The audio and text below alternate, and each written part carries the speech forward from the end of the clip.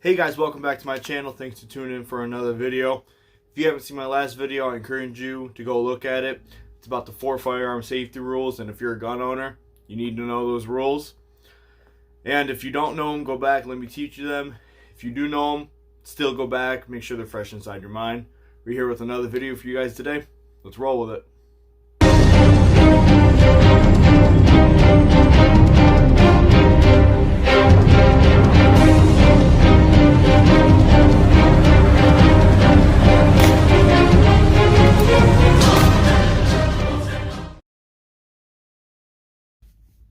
If you're a new concealed carrier and you're excited, you just got your license to carry, you grab your holster, you throw it on for the first time, and you go outside in public, or you go outside in public, can't go inside in public. If you go outside in public, chances are you're gonna make a lot of mistakes. And I mean, of course, because you're new at it, beginners make mistakes. It's okay.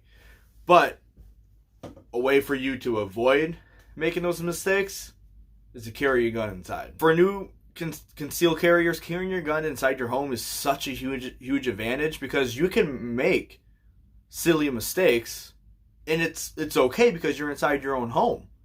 You don't have to worry about people calling you out, calling the cops because, oh my God, this person has a gun and they're scared. You don't have to worry about that because you're inside your own home. One of those mistakes that you can make would be, for example, printing. And for people that don't know what printing is, it's pretty much your clothes are displaying you're carrying a gun on you. If you have your gun inside your waistband, you pull your shirt over it, and there's a huge bulge inside your shirt that's shaped like a gun, people are going to know it's a gun. And it can be more obvious than you think. So if you carry inside your home, you can find out what holster works best for your body. You can figure out what clothes work best in concealing your gun, because you got your concealed carry license for a reason, so you can hide it so people don't know about it. Another mistake that you can make out in public for new concealed carriers is the bend over, or the reach. Now, what example that would be is if you carry your gun in like the traditional 4 o'clock position, and you go to bend over, that gun is going to bulge out. It's going to stick out of your shirt. Your shirt can ride up, and then people are going to know you have a gun on you. So if you carry inside your home, you can practice how to maneuver, how to bend over without it making obvious you're carrying a gun on you. And I also mentioned, the reach, and that's pretty much self-explanatory. If, say you're in a grocery store and you have something on the top shelf and you go to extend your arm and you reach and you stretch back there, typically your shirt's going to ride up with your arm, and it'll display your gun because your shirt's coming over your gun. And you can figure out ways to avoid that by carrying inside your home. So that's why it's important and such a huge advantage for new carriers to carry inside their home, so they can avoid simple mistakes. You also have another advantage because you can get used to what it feels like carrying in your waistband.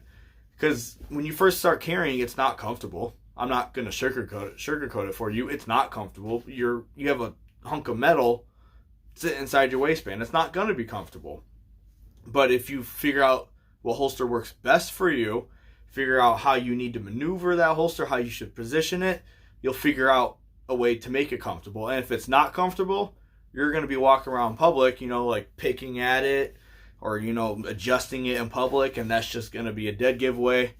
That guy has a gun on him, and I've seen that plenty of times. I'm out in public, and all of a sudden I see someone kind of messing with something at their waistband, and, they're moving stuff around. It's a pretty clear indicator that they're carrying a gun on them. And so just avoid being that person. And you can avoid that by carrying your gun inside your home. It's great practice. And I don't think enough people take advantage of that. I think a lot of people, the first thing they do is get a holster, get their license, and then they just go. Practice it, man. Practice inside your home. No one's going to call the cops on you for carrying your gun inside your home. No one's going to freak out on you for it.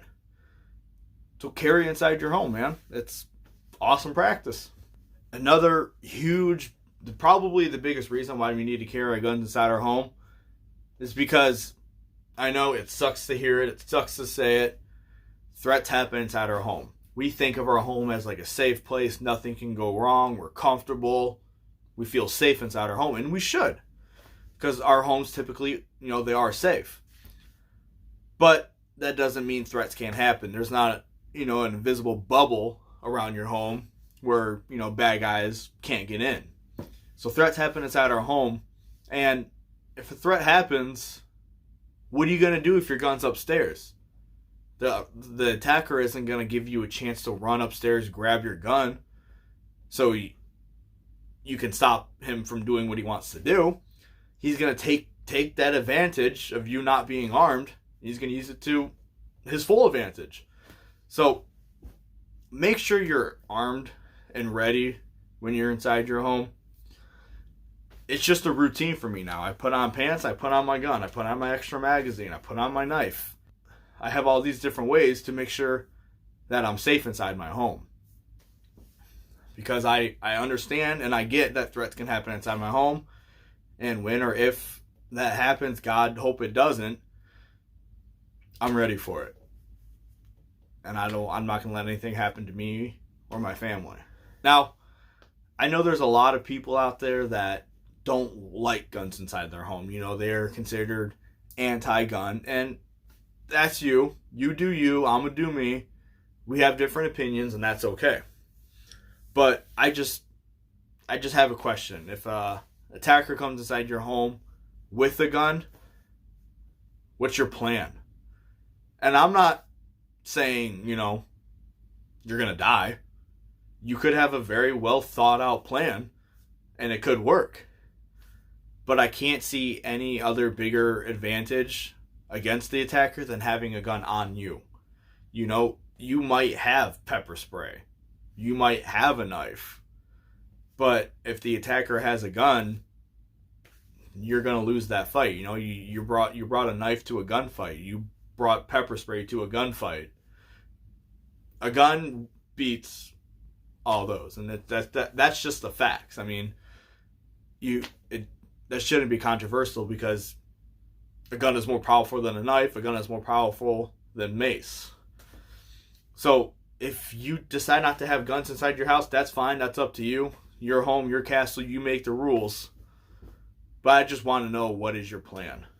Because when it comes down to it, threat happens inside your home, you got to protect yourself and you got to protect your family. And having a gun on you is just the best way to do it. You might disagree with that, and that's fine. If you're watching this and you disagree, go inside the comments. Make a comment. I would just ask if anyone does, I'd be respectful for everyone else's opinion. But you can disagree with me. I want you to disagree with me because we can have that conversation. That makes for a good conversation.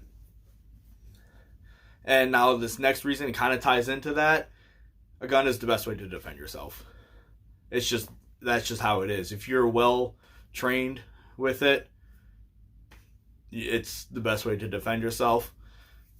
Now, you might have a thought inside your head if a threat comes inside my home, I'll just gather up my family. We'll go inside our bedroom, we'll lock the door, and we'll call the cops and wait for the cops to come.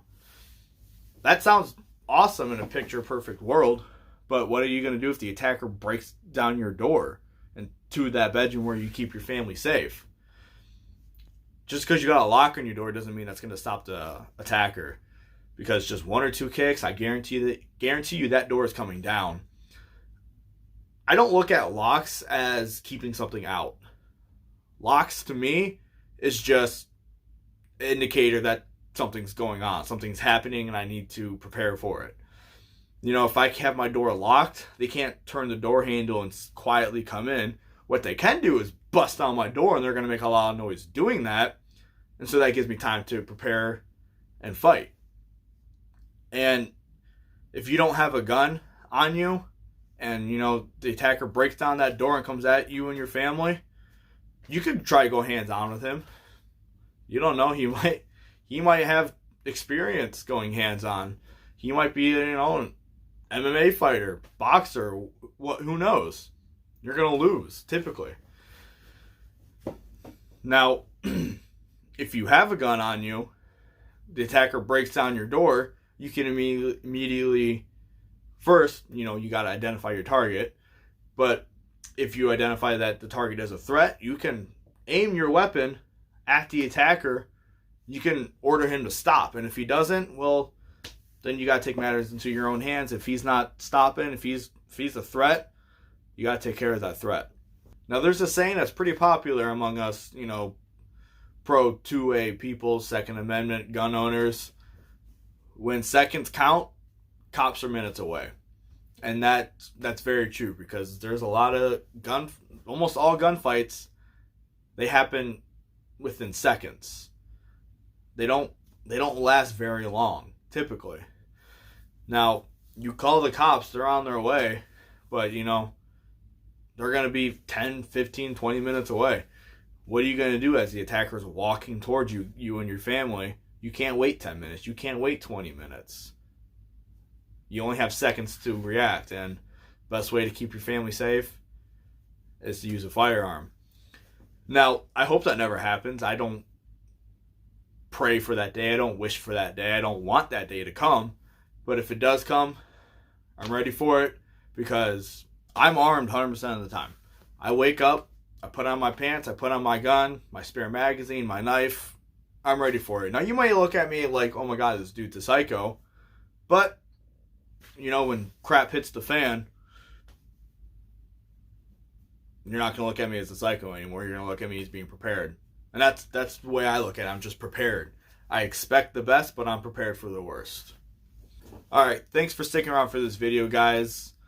It was a great video. I hope I inspired some of you guys to start carrying your firearms inside your home, because threats can happen inside your home. Just because you're at home doesn't mean you got a safe bubble around you that nothing can go wrong. 3 million houses per year are broken into. So that could be your house next. So just always remember to stay armed and stay safe, so you can live for tomorrow.